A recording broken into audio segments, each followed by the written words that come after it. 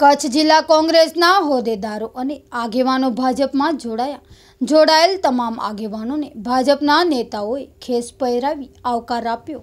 તારીખ 8/4/2019ના રોજ માધાપર મધ્યે કેન્દ્રીય મંત્રી પુરુષોત્તમ રૂપાલાના અધ્યક્ષસ્થાને દેવેન્દ્રસિંહ જેઠવા, માજી વિરોધ પક્ષના નેતા, જિલ્લા પંચાયત કચ્છ અને ઉપપ્રમુખ, કચ્છ જિલ્લા કોંગ્રેસ સમિતિ તેમજ ટ્રસ્ટી, કચ્છ જિલ્લા રાજપૂત ક્ષત્રિય સમાજના નેજા હેઠળ કચ્છ જિલ્લા કોંગ્રેસના અલગ અલગ હોદ્દેદારો, તાલુકા જિલ્લા પંચાયતના આગેવાનો, સરપંચો અને માજી સરપંચો, સેવા સહકારી ક્ષેત્રના આગેવાનો ભાજપમાં જોડાયા હતા। આ સાથે કચ્છ યુનિવર્સિટીની સેનેટ ચૂંટણીમાં પણ હવે નવા જૂની થઈ શકે છે। સેનેટ ચૂંટણી રદ થઈ ત્યારે યશપાલસિંહ દેવેન્દ્રસિંહ જેઠવા દ્વારા ગુજરાત હાઈકોર્ટમાં પિટિશન દાખલ કરવામાં આવી હતી, પરંતુ હવે નવા સમીકરણો રચાય તેવી શક્યતાઓ છે।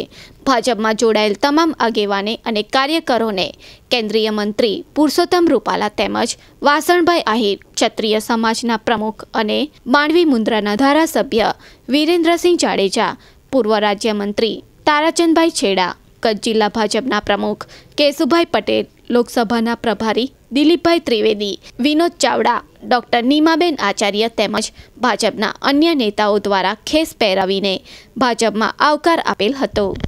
કોંગ્રેસ પાર્ટી આ માહોલમાં પણ પોતાના કાર્યકર્તાઓને સાચવી નથી શકતી। કચ્છમાં સહકારી ક્ષેત્રના પીઢ આગેવાન અને જિલ્લા પંચાયતના વિપક્ષના નેતાની જવાબદારી સંભાળતા જેઠવા ભારતીય જનતા પાર્ટીમાં જોડાતા કચ્છ ભાજપનું બળ વધ્યું છે। છેલ્લા 30 વર્ષથી હું કોંગ્રેસમાં છું। અલગ અલગ પદાધિકારી તરીકે પણ હોદ્દા મેં ભોગવેલા છે। હાલ પણ હું કચ્છ જિલ્લા કોંગ્રેસનો ઉપપ્રમુખ છું। સરપંચ શ્રી તરીકે પણ સેવા બજાવી છે અને જિલ્લા પંચાયતના વિરોધ પક્ષ નેતા તરીકે પણ મેં સારી એવી કામગીરી કરી છે। જે નાના ગ્રામ્ય વિસ્તારના પણ જે લોકોના કામ હતા, મેં ખંતથી મારાથી શક્ય થાય એટલા મેં એમને કામ કર્યા છે। પરંતુ છેલ્લા ઘણા સમયથી, છેલ્લા 4-5 વર્ષથી જે કોંગ્રેસમાં આંતરિક જૂથવાદ અને સાચા કાર્યકરોને કોઈ કોંગ્રેસમાં સાંભળતું નથી। અમે ઘણી રજૂઆતો કરી પણ કોઈ ધ્યાન આપતું નથી। કોંગ્રેસ જૂથવાદમાં વહેંચાયેલી છે। નાના કાર્યકરો ગ્રામ્ય વિસ્તારમાં જે બેઠેલા છે એના પણ કોઈ પ્રશ્નો હલ નથી થતા। આ પરિસ્થિતિમાં હું અને મારા કાર્યક્રમોને ગુંગળામણ થતી હતી ત્યારે અમે બધાએ નક્કી કર્યું કે હવે આપણે શું કરવું। તો છેલ્લે અમે ભારતીય જનતા પાર્ટીમાં જવાનું નક્કી કર્યું અને અમે ભાજપમાં ભળ્યા છીએ। ઘણી રજૂઆતો કરી છે, પ્રદેશના સંગઠનના કામગીરીમાં પણ કરી છે।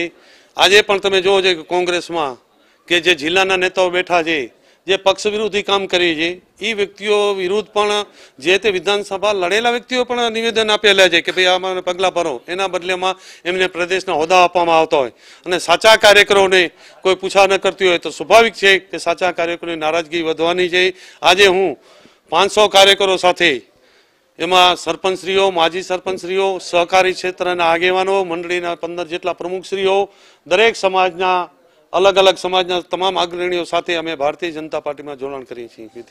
અમે ઘણું ચર્ચા વિચારણા કરી કે આપણે કે શું કરવું, ત્યારે અમારા કાર્યકરો અને તમામ મારા કાર્યકરો એક જ વાત હતી કે આપણે ભાજપમાં જવું જોઈએ। અને અમે અમારા ક્ષત્રિય સમાજના પ્રમુખ વિરેન્દ્રસિંહ જાડેજાની આગેવાની નીચે એમનાથી પરામર્શ કરી વિનોદભાઈથી અને પછી અમે ભારતીય જનતા પાર્ટીમાં જોડાણ કરીએ છીએ। ના, એવું કોઈ કમિટમેન્ટ નથી કરી। એક સૈનિક તરીકે અને કાર્યકર તરીકે હું ભારતીય જનતા પાર્ટીમાં જોડાઉં છું મારા કાર્યકરો સાથે। માં ડ્રિંકિંગ વોટર 20 લીટર પાણીની બોટલ માત્ર ₹20માં। ચોખ્ખું મિનરલ પાણી મેળવવા સંપર્ક કરો 97 252 061 23 97 252 061 30। સ્થળ માં ગૌશાળા, બાગાયતી ફાર્મ, નર્સરી અને ડ્રિંકિંગ વોટર, સ્વાગત સિટી, શાંતિનિકેતન પ્રાથમિક શાળા સામે, કચ્છ યુનિવર્સિટી ત્રિકોણ, ચંગલેશ્વર મિર્ઝાપર રોડ, ભુજ, કચ્છ। आओ हम संग संग चले, शिक्षा की ज्योत जलाए, उम्मीदों को पंख लगाए, नींव मजबूत बनाए। ज्ञान और खुशियाँ बांटे, नया जोश नई राह दिखाए, नए कदम नई मंजिलें हर डगर आसान बनाए। अल्फा अल्फा अल्फा विद्या संकुल हमारा, अल्फा अल्फा अल्फा छोटी सी आंखों में बड़े सपने संजोता। अल्फा विद्या संकुल, लाइफ में कुछ बनने की सही जगह। मेरी बेटी की अल्फा में 70% फीस माफ हो गई है। मुझे तो अल्फा में 50% फी माफी मिली है।